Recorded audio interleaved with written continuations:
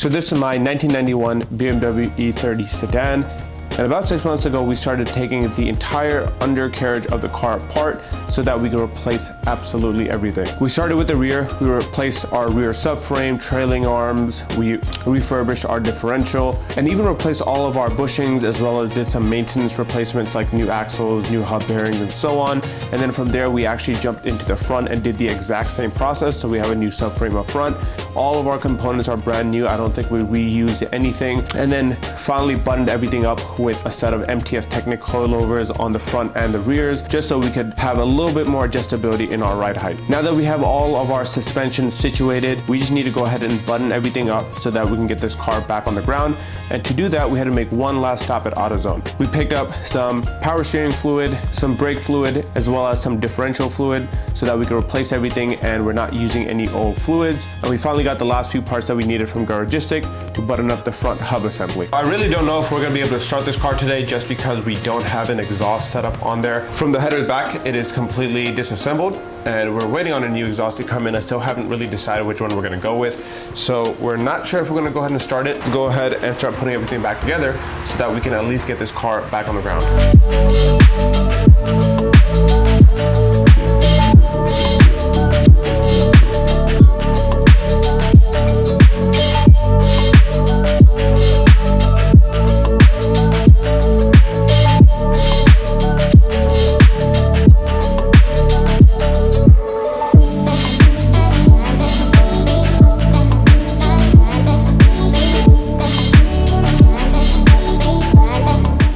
And just like that, we got all of our front hub assembly back on. We got a little hubcap right here.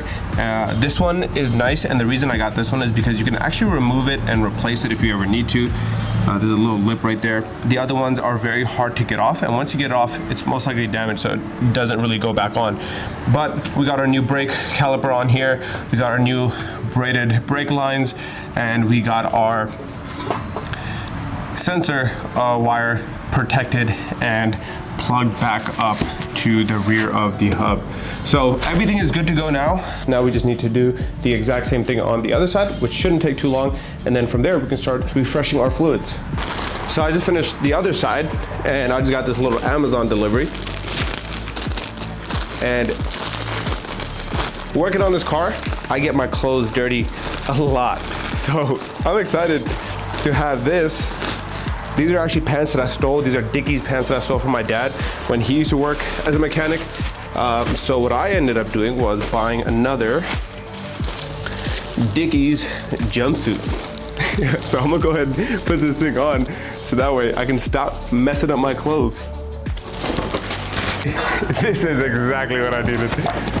It's a little bit loose from the bottom. I'm guessing it's for if you're wearing boots or something, but I be wearing these fake Birkenstocks. These are my garage shoes if you guys haven't noticed already.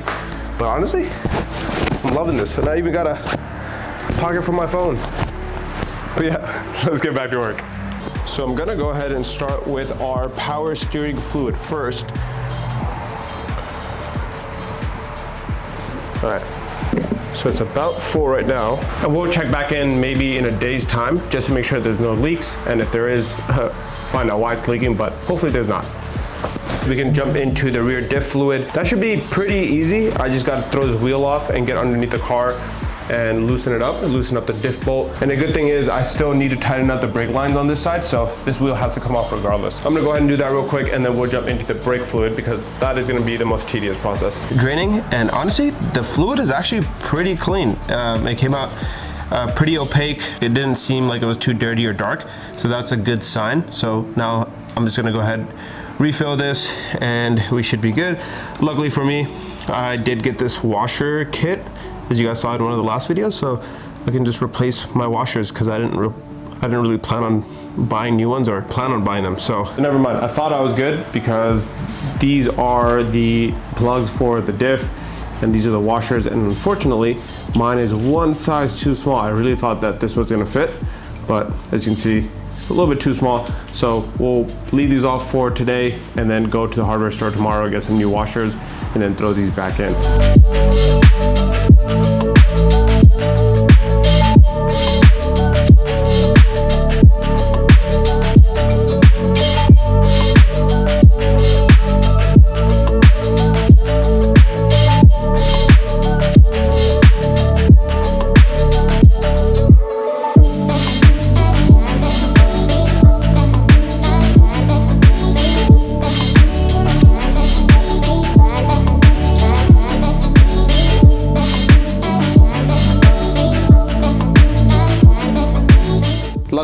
find a leak, I tightened that up. It was actually with the Chase Bay's brake line kit. I guess I forgot to tighten it up right back here wherever this T is between the other side and this side. But we got that tightened and there looks to be no other leaks, which is great. And then we also filled up the power steering yesterday, and I'm not seeing any leaks on the front of the vehicle either. So that's a good sign. Now, obviously we didn't replace our diff fluid yet just because we don't have the washers, but those are on the way. Those should be here tomorrow. So we'll definitely get that handled and situated. Now, the plan was to start this thing today, but unfortunately, I forgot to charge the battery. The battery's been sitting in the trunk. I never took it off and put it on the tender like I was supposed to, and now that thing is dead, and I'm pretty sure I won't be able to recharge it. I'm gonna have to go ahead and replace it. But I was actually kind of looking forward to hearing this thing with no cats, just down the headers. But I guess we'll have to wait for the next video for that to happen. But the car is finally coming together. We're in that final home stretch where just a few more things and we can get this thing started and rolling. We're not gonna put the front bumpers on because there's no point. We have new bumpers already on the way.